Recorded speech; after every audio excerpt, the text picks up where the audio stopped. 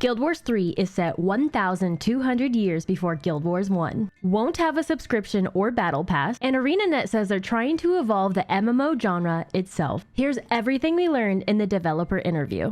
Guild Wars 3 is officially real, and after the last ArenaNet presentation, I think we're finally starting to understand what they're trying to build. And honestly, the most interesting part wasn't a new class, a new race, or even a gameplay reveal. It was the philosophy behind the game. According to Colin Johansson, ArenaNet didn't start Guild Wars 3 by asking what story they wanted to tell, what technology they wanted to use, or even what gameplay systems they wanted to build. Instead, they started with a simple question. What are the biggest pain points that MMO players experience today, and how can we solve them? The mindset seems to be driving everything we're hearing about Guild Wars 3. One of the first major reveals is where the game takes place in the timeline. Guild Wars 3 is set roughly 1,200 years before Guild Wars 1, just before the first Guild Wars war breaks out and shortly after one of the gods has been disposed. For lore fans, this is a fascinating era of Terria's history that we've only heard about through stories and legends. It's a chance to experience a world that has largely existed as mystery and mythology until now. ArenaNet also revealed two of the game's core design pillars. The first is freedom of movement, the second is combat. Now that's still pretty broad, but Colin pointed to one of the concept art pieces shown during the presentation and said it represents the kind of combat they're aiming for. In the artwork, you can see a player leaping through the air and seamlessly cutting off the hand of a massive boss. That's a pretty bold image, and it suggests ArenaNet wants combat to feel more dynamic, more physical, and more impactful than we've traditionally seen in MMORPGs. They also confirmed that combat is being built from the ground up for both mouse and keyboard players and controller players. And they're not talking about small improvements here. Their goal is to create what they hope will be the next major evolution of MMORPG combat. That's an ambitious statement. In fact, ambition was probably the biggest theme of the entire presentation. Colin openly said that ArenaNet doesn't want to make just another MMO. Where there's a perception for players, and I'm sure many of you have felt this, of like, hey, somebody tries to tell you to go play this next great MMO, and your first reaction is, I don't have time for that. That's okay. We don't have anything that's holding you hostage to keep playing, and then come back when you see something cool you want to play again. All of that inspiration and concept is being applied to Guild Wars 3 as well.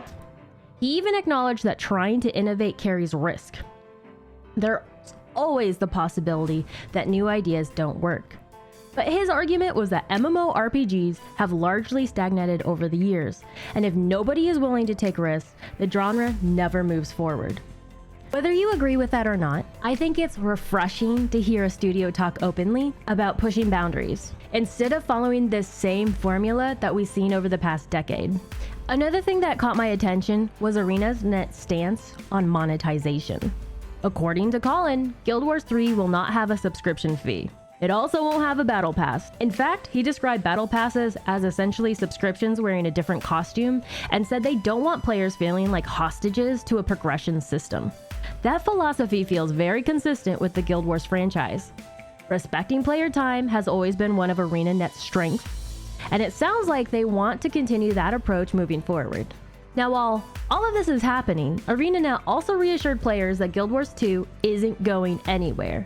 We learned that a new World vs. World Borderlands map is entering beta later this year. The Hall of Monuments will return and connect Guild Wars 2 to Guild Wars 3. A brand new ore map is coming as a free update. And ArenaNet plans to spend time modernizing older content, improving performance, and bringing classic experiences up to modern standards. Yes, that includes the Zaitan fight. He's so gross! I hate him! But while Guild Wars 3 might be the future, Guild Wars 2 still has a lot of life in it. Now, I do have one concern in regards to Unreal Engine 5. Guild Wars 2 is notorious for having a well-optimized code and has shown that ArenaNet developers have the knowledge and know-how to create an MMO that can handle a mass amount of damage, characters, and replication on the scale you need to sell a large, open-breathing world. My hope is that they can bring the mindset and developer knowledge forward with regards to Unreal Engine 5, because out of the box, it does not support the mass player replication and scalability that people come to expect when they think of Guild Wars.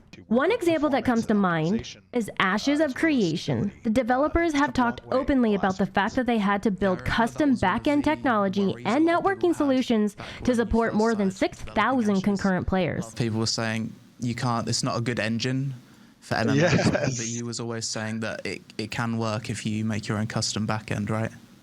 Well, that's the brilliance of an engine like Unreal, right? Is that, there are parts of Unreal that, you don't have to use if you don't want to use them.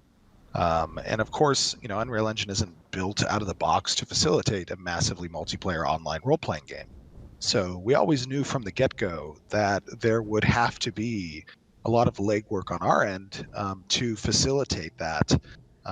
And our networking team, our engineers, have done a really great job in making sure that that's the case.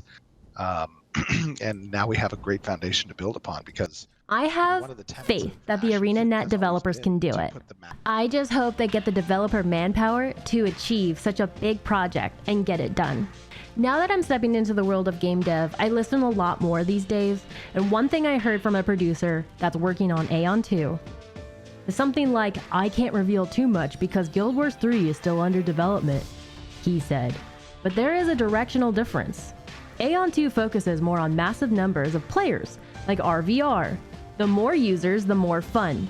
Whereas Guild Wars 3 is more about segments of small groups playing that makes the gameplay more fun. That's all I can say at the moment.